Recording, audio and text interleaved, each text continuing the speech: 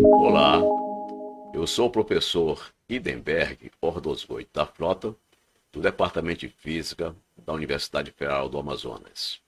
Sejam todos bem-vindos ao tópico 9 do curso online Matemática para a Universidade.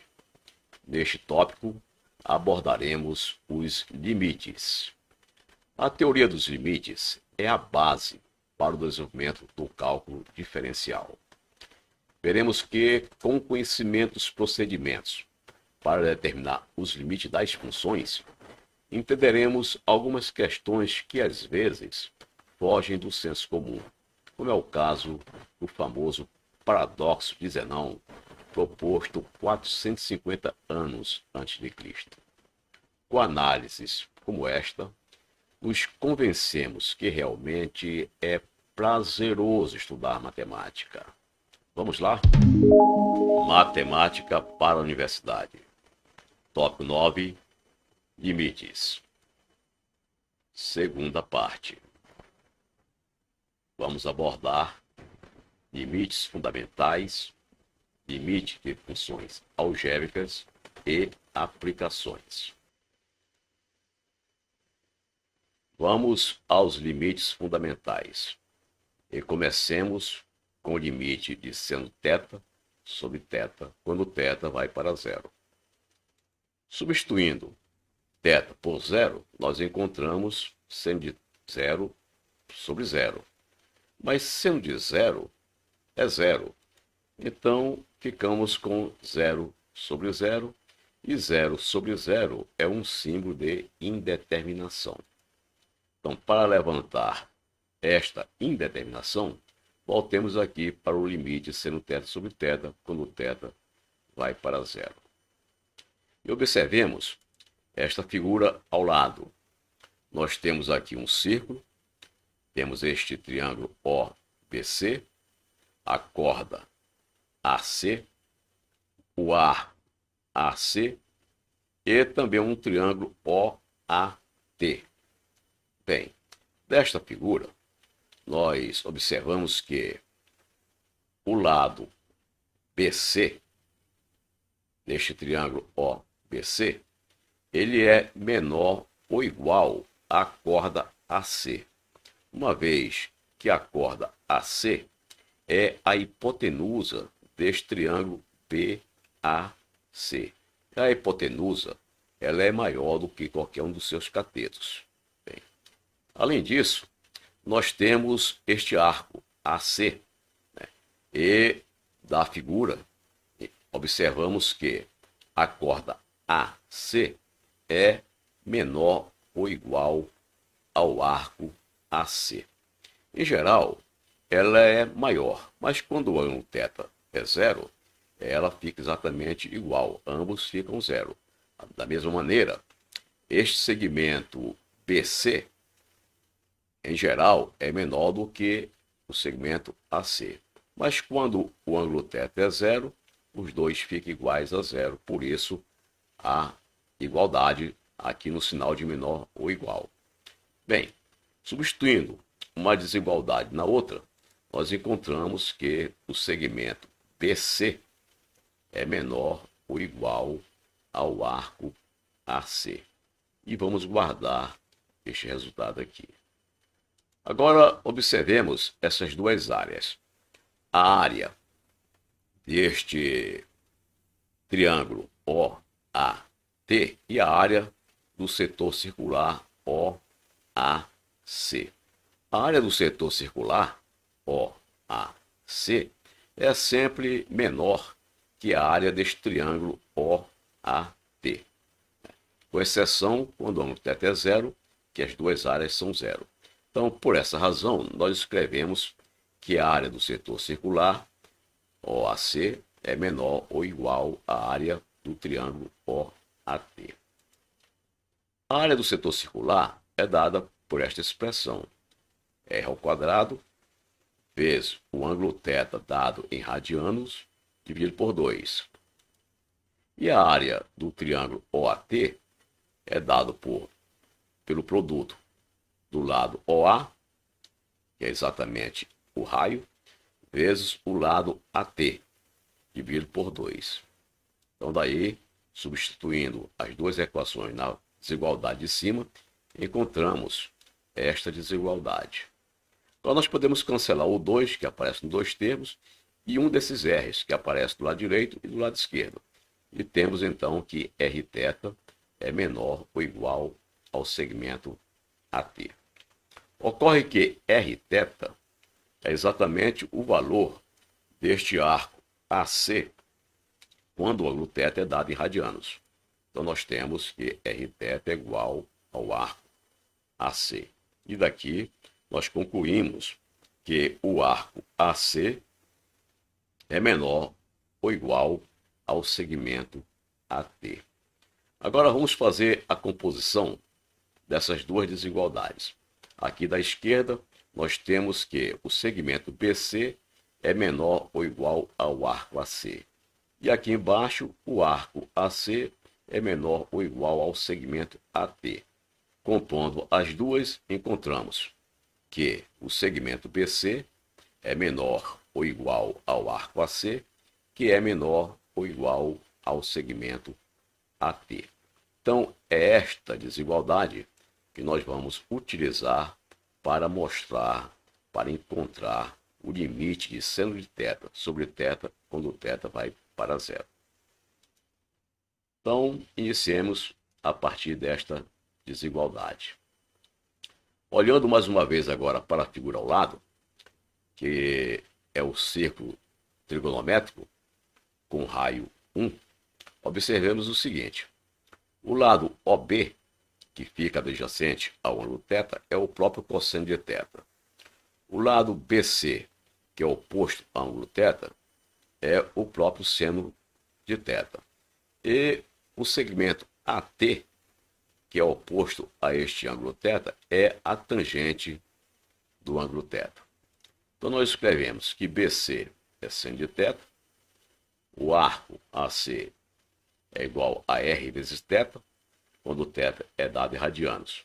Mas como no círculo trigonométrico o R vale 1, então nós temos que o arco AC é igual ao próprio ângulo θ.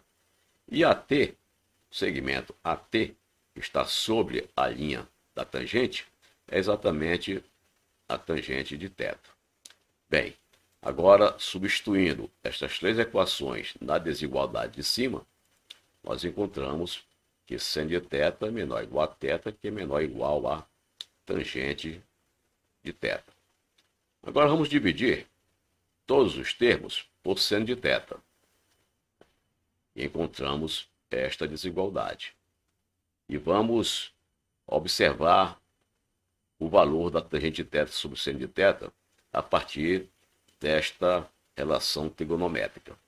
Tangente de θ sobre seno de θ é igual a seno de θ sobre cosseno de θ, vezes o θ, seno de θ, que é repetido aqui.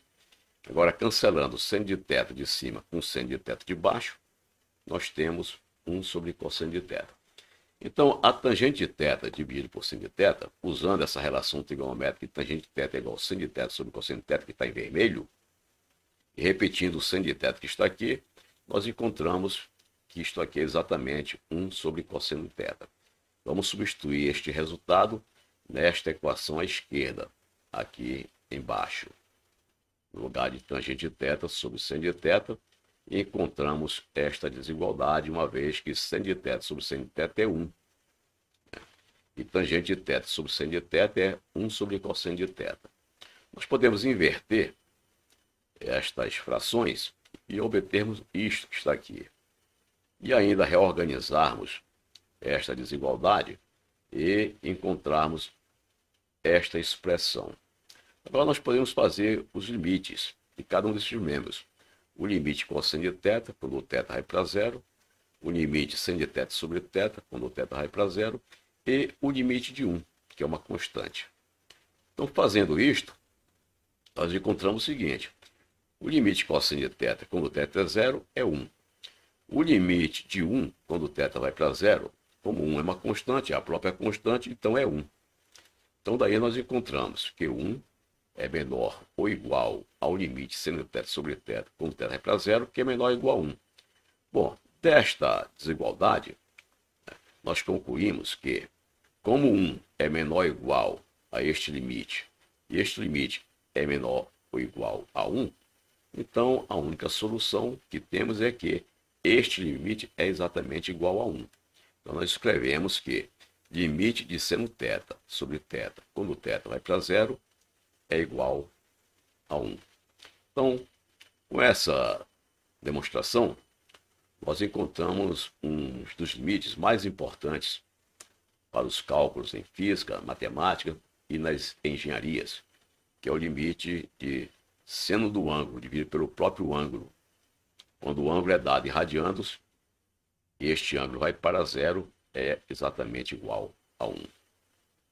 Uma maneira rigorosa de se encontrar este mesmo limite é usando a expansão em série de Taylor, como fez Euler no século XVIII.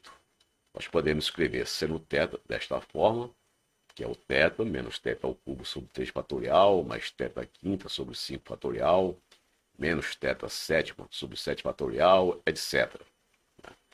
E aqui nós podemos fatorar colocando o θ em evidência. Então, colocando o θ em evidência, nós temos θ igual a 1 menos esta expressão. E agora, nós podemos trazer o θ para o lado esquerdo, dividir seno de θ sobre θ é igual a isto. 1 menos θ ao quadrado sobre 3 fatorial, etc. Bem, o limite de seno θ sobre θ, aqui do lado esquerdo dessa expressão, vai ser igual ao limite do lado direito, quando o θ vai para zero. Agora nós sabemos o seguinte, que do lado direito, quando o θ vai para zero, nós temos o quê? Nós vamos substituir onde tem θ por zero. Então aqui fica 0, 0, 0, tudo é zero. Vai sobrar apenas o número 1. Então o limite desta série, quando o θ vai para zero, é 1. E vamos agora utilizar este resultado, colocar aqui do lado esquerdo e concluirmos que o limite seno θ sobre θ, quando o θ vai para zero, é 1. Esta é uma outra forma de mostrarmos este limite usando uma expansão em série de Taylor. Muito bem. Então vamos a um outro limite fundamental, que é o limite desta expressão 1 mais 1 sobre u elevado a u, quando u vai para o infinito. Bem, vou chamar esta expressão de y. E como sai do escopo deste curso a demonstração analítica deste limite, vamos usar o cálculo numérico. Então, na primeira coluna, eu coloquei os valores de u e na segunda coluna, os resultados de y. Então, nós estamos vendo o seguinte. Quando u é igual a 1, por exemplo, o y vale 2. Quando u é igual a 2, coloco 2 aqui no expoente e 2 no denominador, eu encontro numericamente que o y vale 2,25. E assim eu vou substituindo até 1 milhão. Então observamos o seguinte. Quando u era 10, o y valia 2,59. Quando u é 100, multiplicamos o u por 10. Entretanto, o y variou muito pouco, variou para 2,7. Quando multiplicamos de novo por 10, saímos de 100 para 1000, para o valor de u, o y variou apenas para 2,71. Quando multiplicamos outra vez por 10, saímos de 1000 para 10.000, o y variou de 2,71, mudou na terceira casa decimal. Quando passamos para 100.000, mudou apenas na quarta casa decimal. Quando passamos para 1 milhão, mudou já na quinta casa decimal. Então nós estamos vendo que à medida que vamos aumentando o valor de u, o valor de y varia muito pouco. Então, a este número, que continua variando na sexta casa decimal, na sétima, oitava, nona, à medida que nós aumentamos o valor de u, a esse número nós damos um nome da letra E. Esta letra E representa a base neperiana dos logaritmos. Então, nós encontramos que o limite de 1 mais 1 sobre u elevado a u, quando este u vai para infinito, é uma dízima. É este número, cujos algarismos não se repetem. Ele cresce indefinidamente. Nós damos a ele esta denominação E. E o E vem da base neperiana dos logaritmos. Então, nós podemos escrever que limite desta expressão 1 mais u sobre u, elevado a u, quando u tende para infinito, nos dá a base dos logaritmos neperianos. E esta expressão, ela é importantíssima na física, na matemática e em todas as engenharias, porque ela define a base dos logaritmos neperianos. Um outro exemplo é o limite desta expressão a elevado a x menos 1 sobre x, quando o x vai para zero, onde a é uma constante. Bem, quando nós substituímos x por zero nesta expressão, nós temos a elevado a zero menos 1 sobre zero. 1 menos 1 é zero, portanto, aqui nós temos uma indeterminação. Então, nós temos que voltar para cá para levantarmos esta indeterminação. Então, vamos fazer o seguinte. Vamos escrever que a elevado a um expoente x é igual a 1 mais 1 sobre u. Nesse caso, quando o x tende para zero, o u tende para infinito, uma vez que quando u é muito grande, 1 sobre u tende para zero e sobra apenas o valor 1 aqui. Então, fazer o limite de x tendendo para zero é equivalente a fazer nessa expressão o limite de u tendendo para infinito. Então, vamos reescrever aqui em cima esta expressão. Então, desta expressão, o a nós chamamos de uma base, o x é o logaritmo nesta base e o lado direito é o número.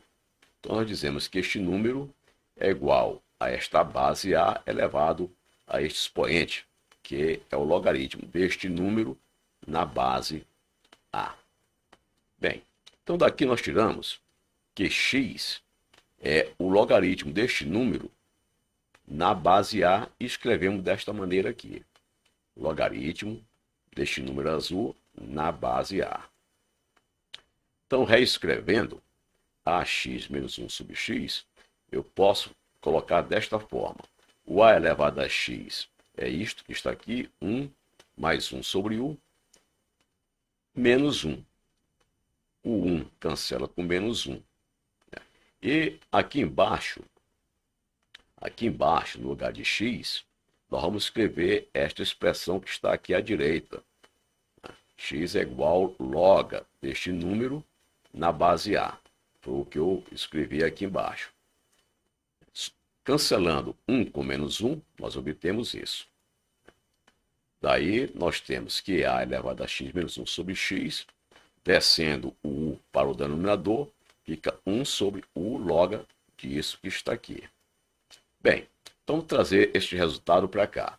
Então, nós temos a elevado a x menos 1 sobre x, é isto que eu trouxe do slide anterior. Mas, usando as propriedades de logaritmo, u vezes logaritmo deste número é igual ao logaritmo deste número elevado a u. Então, escrevo desta forma que está aqui. Então, nós temos que o limite desta expressão, quando o x tende para zero, vai ser igual a 1 sobre o limite desta expressão, quando u tende para infinito. O limite quando o x tende para zero é equivalente ao limite em que u tende para infinito. Temos esta igualdade. Vamos então lembrar que o limite desta expressão, quando u tende para infinito, é a base neperiana. Por definição, é a base neperiana. Por outro lado, nós podemos escrever que o limite de a elevado a x menos 1 sobre x é igual ao logaritmo de e na base a, uma vez que este limite de 1 mais 1 sobre 1 elevado a u, quando u tende para infinito, vale e. Então, substituir este e nesta expressão aqui embaixo à esquerda. E ficamos com isto que está aqui. Bem, agora vamos analisar este logaritmo que está aqui. Vamos lembrar o seguinte: qualquer número eu posso escrever como sendo a elevado a um número z. Eu sempre posso escrever isso. Este número e eu posso escrever como sendo um número a elevado a z, onde este a seria a base. Bom, fazendo agora o logaritmo deste número, do e, o que nós temos? Então, logaritmo de e na base a, deste número da esquerda, logaritmo de e na base a é igual ao logaritmo do número da direita. Mas na base a, o logaritmo deste número da direita é o z. Então, eu coloquei z aqui. Então, o logaritmo de e na base a é igual a z. Bem, agora nós podemos fazer este mesmo cálculo usando a base e. Então, eu escrevo logaritmo neperiano de e é igual o logaritmo neperiano de a elevado a z. Mas o logaritmo neperiano de a elevado a z é igual a z vezes o logaritmo neperiano de a. Bem, agora o z, eu sei que o z é isso que está aqui. É o logaritmo de e na base a.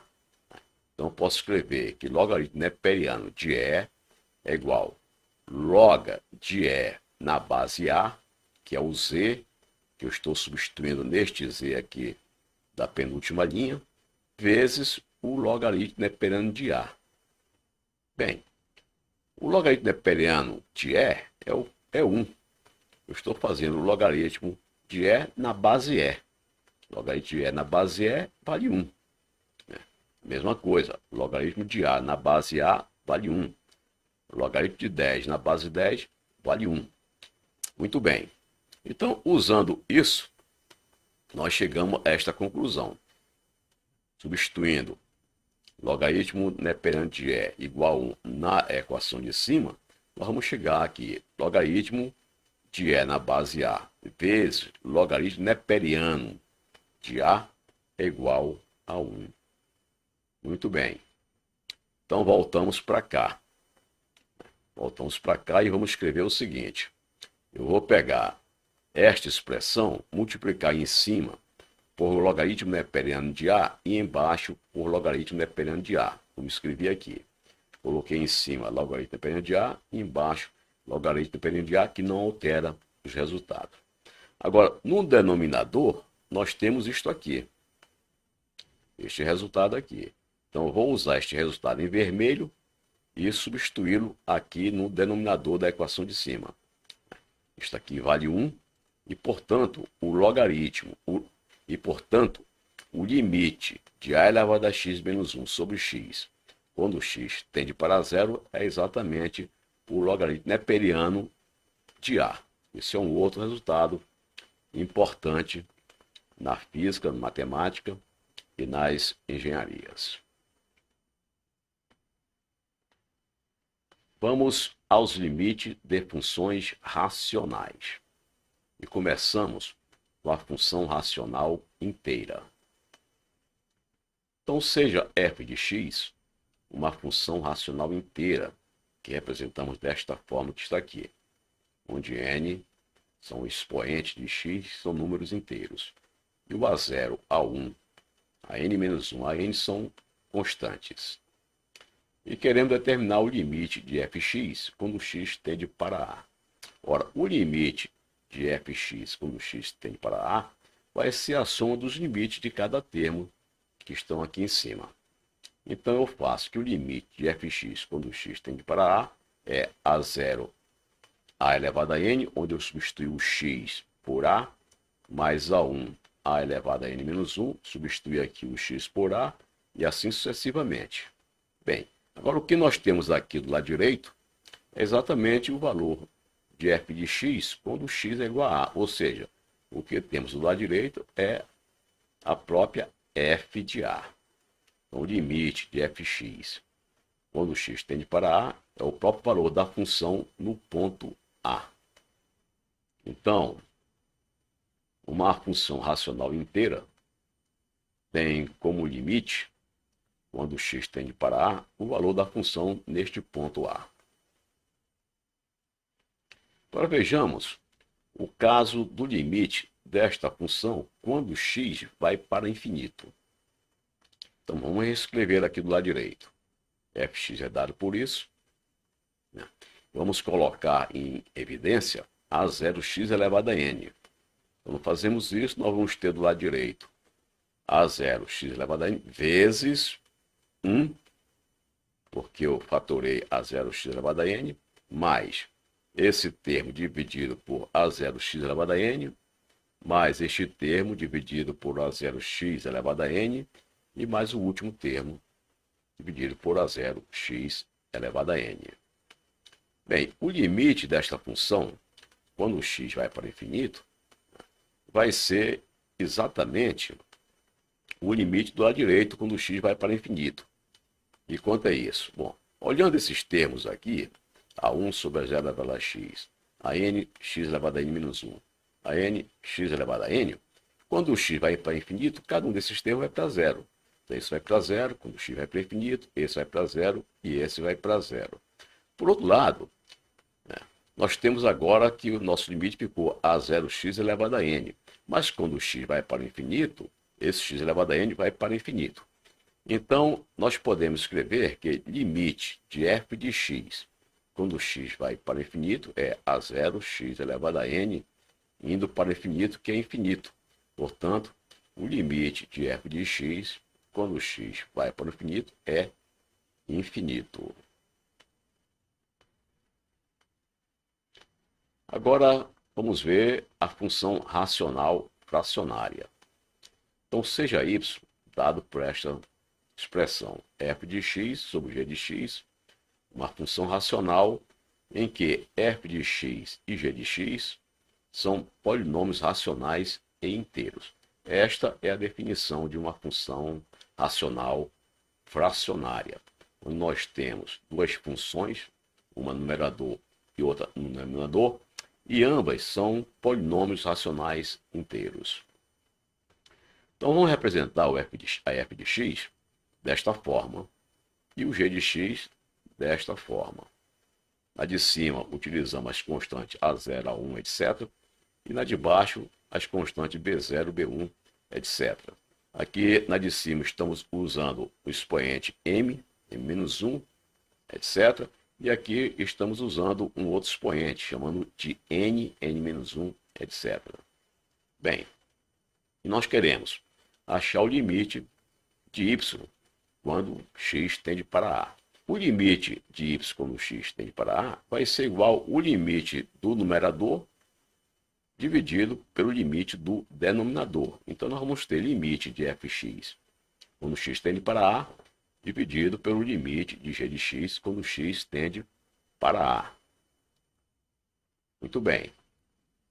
Então, vamos ver o caso, considerando esta propriedade dos limites, que o limite de uma razão é igual ao limite do numerador dividido pelo limite do denominador, e vamos analisar este caso aqui, em que g de A é diferente de zero. Então, nesse caso, o limite de y quando x tende para A vai ser o limite de f de x quando x tende para A, que é isto aqui, dividido pelo limite de g de x quando x tende para A, que é isto aqui, desde que g de A seja diferente de zero. Exemplo. X ao quadrado mais 3x menos 5 sobre x ao quadrado menos 2x menos 8. E vamos fazer o limite de y quando x tender para 1. O que nós fazemos? nós substituímos onde tem x por 1. Então vai ficar 1 ao quadrado mais 3 vezes 1 mais 5, dividido por 1 ao quadrado menos 2 vezes 1 menos 8, que dá menos 1. Uma segunda situação seria esta: se f de a é igual a g de a igual a zero. Nesse caso, o limite de y quando x tende para a vai ser f de a sobre g de a, 0 sobre 0, que é uma indeterminação. Então, vamos levantar esta indeterminação.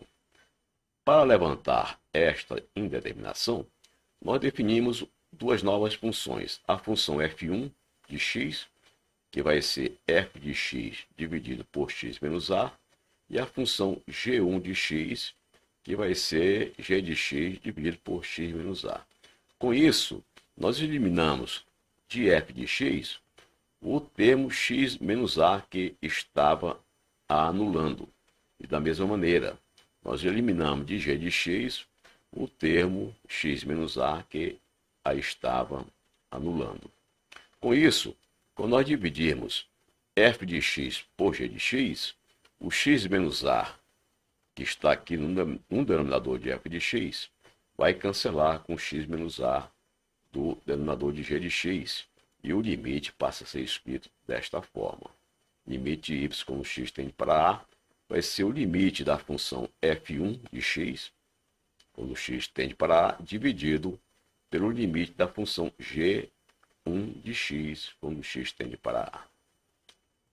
Por exemplo, esta função y é igual a x ao quadrado menos 4, dividido por x ao quadrado menos 5x mais 6. O limite de y, quando x tende para 2, daria isso. Substituindo 2 em lugar de x, nós temos isto sobre isto, que dá 0 sobre 0, que é uma indeterminação. Então, vamos levantar esta indeterminação. O que nós vamos fazer? Equivalente ao que fizemos aqui, ao lado esquerdo, nós vamos reescrever esta função y desta maneira. Esta função x ao quadrado menos 4, eu posso escrever dessa maneira: x menos 2 vezes x mais 2. E a de baixo, x ao quadrado menos 5x mais 6, eu posso escrever assim: x menos 2, x menos 3. Então, esta função de cima é a função f de x. A de baixo é a função g de x. O que eu faço agora? Eu vou pegar a função de cima, que é a f de x, e vou dividir por x menos 2. É o que eu estou fazendo aqui, f de x dividido por x menos 2. E esta função de baixo, que é a g de x, eu vou também dividir por x menos 2, que é o que nós fizemos aqui no G1. Quando nós fazemos isso, o que vai acontecer? A função de cima dividido por x menos 2, a função de baixo dividido por x menos 2. Esse x menos 2 cancela com x menos 2, esse x menos 2 cancela com x menos 2, nós vamos ter isso. Então, esta função no numerador, x mais 2, é a f1.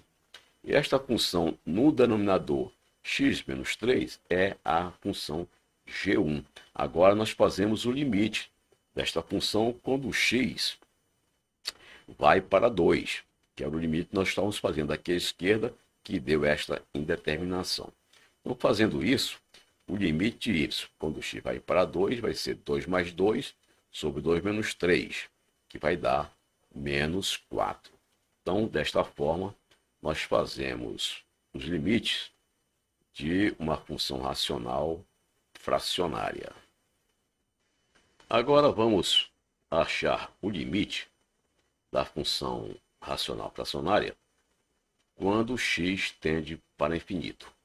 Então, neste caso, nós teríamos limite de y quando x tende para infinito vai ser limite de f de x quando x vai para infinito, dividido pelo limite de g de x quando x vai para o infinito, onde o f de x e o g de x são dados por essas duas expressões. Bem, substituindo f de x e g de x na equação de cima, nós vamos ter isso, que limite de y quando x vai para o infinito é o limite de toda essa expressão quando x vai para o infinito, dividido pelo limite desta outra expressão, quando x vai para o infinito. Agora, nós sabemos o seguinte, que o limite de tudo que está dentro do parênteses é igual à soma dos limites de cada termo, tanto no numerador como no denominador. Nós podemos também colocar, por exemplo, o A0x elevado a m em evidência aqui no numerador e colocar o B0x elevado a n em evidência no denominador. E escrever desta forma: limite de y quando x vai para o infinito vai ser o limite deste termos que nós colocamos em evidência vezes o limite do que está dentro do parênteses. E no denominador a mesma coisa, nós vamos ter o limite deste termo que colocamos em evidência vezes o limite do que está dentro do parênteses. Agora observemos o seguinte, aqui no parênteses do numerador, nós temos A1 sobre x. Quando o x vai para o infinito, isso aqui é zero. Temos uma constante sobre x elevado a menos 1. Quando o x vai para o infinito, isso é zero. Aqui uma constante sobre x elevado a m. Quando o x vai para o infinito, isso aqui também é zero. A mesma coisa acontece no denominador. Portanto, o que sobra dentro do parênteses, tanto no numerador como no denominador, é apenas o número 1. Então, nós dizemos que este limite do que está dentro do parênteses, quando o x vai para o infinito, é 1, tanto no numerador como no denominador. Daí resulta que o limite de y quando x vai para o infinito é o limite de A0, x elevado a m, quando x vai para o infinito, dividido pelo limite do B0, x elevado a n, quando x vai para o infinito.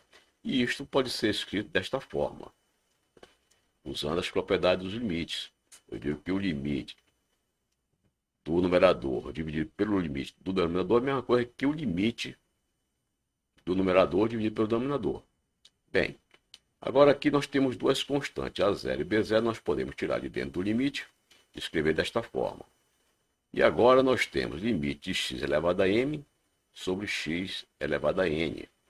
Eu posso tirar o x do denominador e levar para o numerador, x elevado a n, que está no denominador, e levar para o numerador e escrever desta forma, que limite de y quando x vai para o infinito é igual a 0 sobre B0, o limite de x elevado a m menos n quando x vai para o infinito. Então ficou simples assim o limite de y quando x vai para o infinito. Bem, agora dependendo dos valores de m e n, nós vamos ter resultados diferentes. Então, por exemplo, vamos tomar agora que o limite de y quando x é para o infinito é igual a 0 sobre B0 vezes o limite de x elevado a m menos n quando x vai para o infinito. Então, eu reescrevi este resultado aqui de baixo do lado esquerdo para o topo ao lado direito. Agora vamos ver três situações. Uma é quando o m é maior do que n.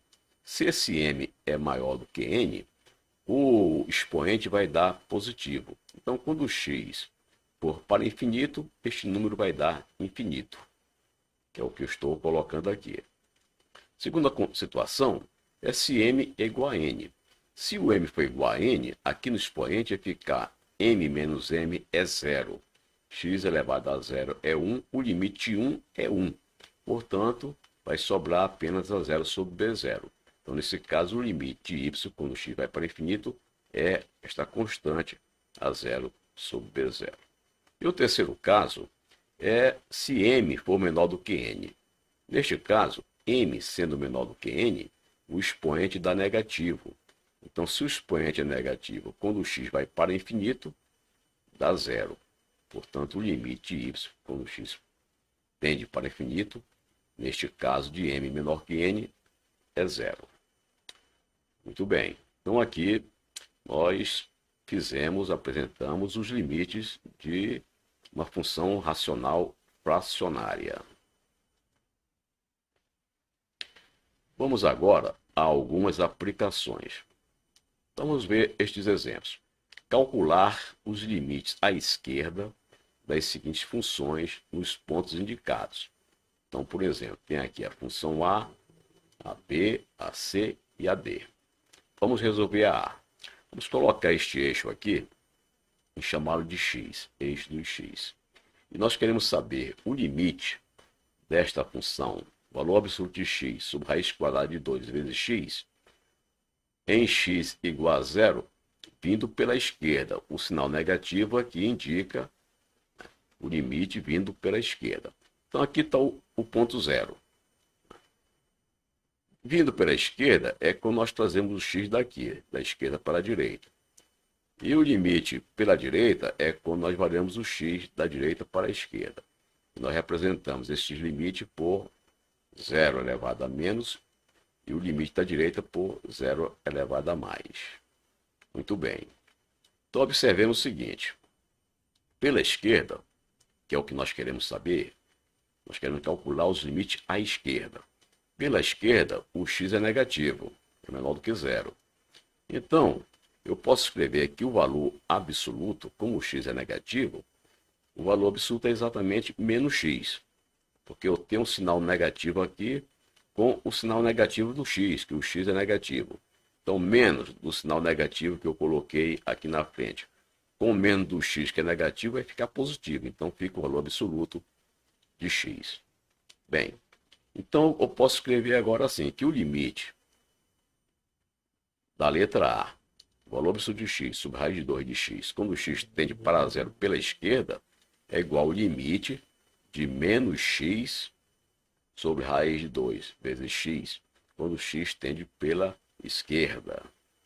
Bem, eu coloquei menos x aqui em razão desta definição do valor absoluto de x.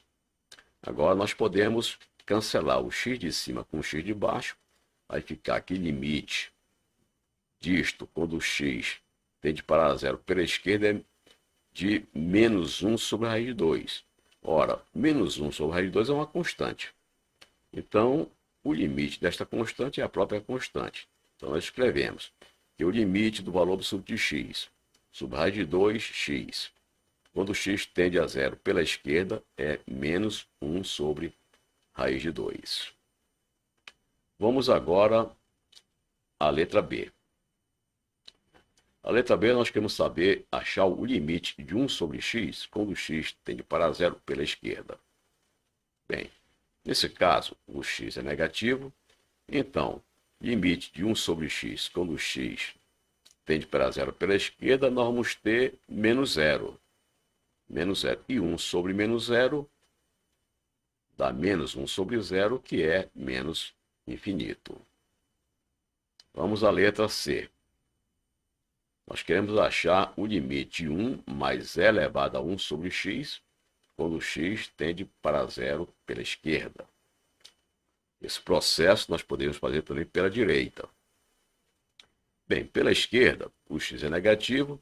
O limite disto aqui, quando o x tende para zero pela esquerda, é igual limite de 1, usando as propriedades das operações com limites, de limite de 1 mais o limite de e elevado a 1 sobre x.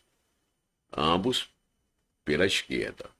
O limite 1 é uma constante. O 1 é uma constante, portanto, o limite de 1 é o próprio 1. E aqui nós temos o limite dessa exponencial, quando o x tende para zero pela esquerda. Quando ele tende para zero pela esquerda, fica 1 sobre zero é infinito. Mas o x aqui é negativo. É um pouquinho à esquerda do zero. Portanto, esse expoente é negativo.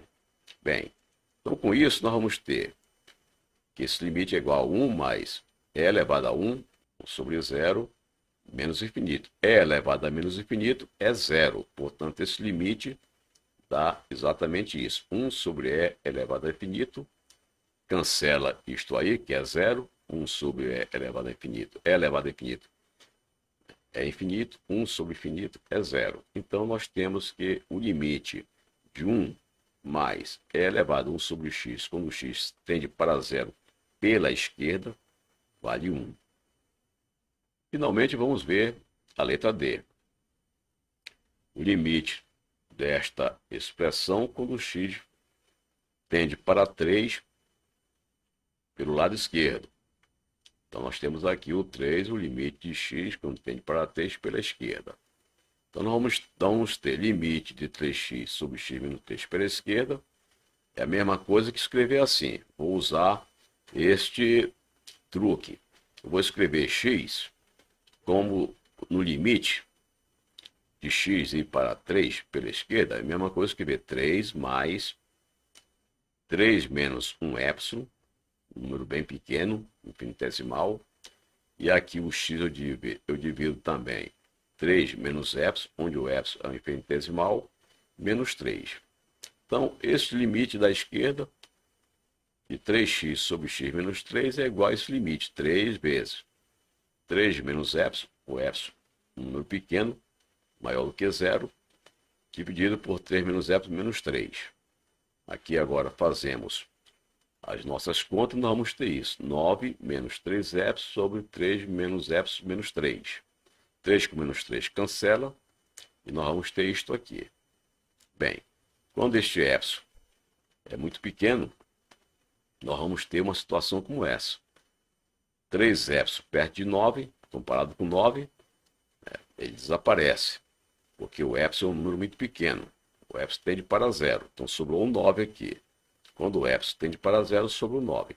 Então nós vamos ficar 9 sobre menos zero. 9 sobre menos zero é menos infinito.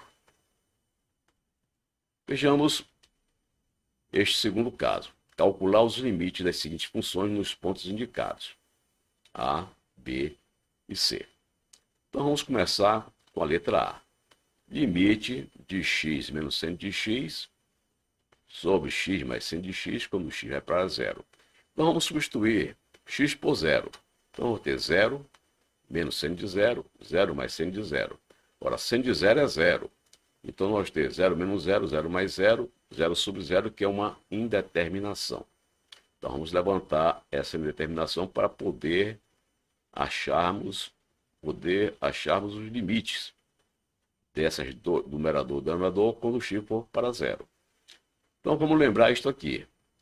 Vamos lembrar que limite de seno de x sobre x, quando x tende para zero, é 1, que nós aprendemos há pouco. Então vamos fazer o seguinte, vamos utilizar este resultado deste limite fundamental para achar o limite desta expressão aqui, quando x tende para zero. Eu vou fazer o seguinte, eu vou dividir tanto o numerador como o denominador por x. Então ficou escrito desta forma, o numerador fica escrito assim, e o denominador fica escrito desta maneira. Agora, x sobre x é 1, coloquei aqui, menos seno de x sobre x.